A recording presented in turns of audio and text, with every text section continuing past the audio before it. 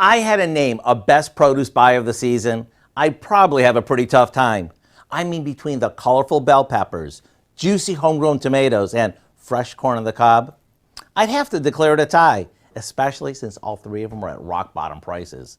So what do you say we whip up an easy salad that combines all of these into a summertime favorite? We start off by boiling some corn on the cob just until it's tender. Then we take it out of the pot and let it cool. Next, we chunk up a few tomatoes, a green pepper, and a couple of scallions.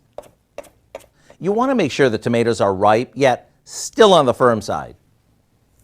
Now we cut the kernels off the cob with a corn stripper, or you could use a chef knife. Then we toss everything together along with a lemony vinaigrette. It's what makes this salad come to life. See, told you it was easy. And since peppers, corn, and tomatoes are all so abundant this time of year, you can make a boatload for next to nothing. It's so good you're going to want to. To get the recipe for what we call our darn good corn salad, which of course includes the recipe for the lemon dressing, all you have to do is visit our website. I'm Howard with Kelly in the Mr. Food Test Kitchen, where today we found a summer fresh way for you to say, ooh, it's so good.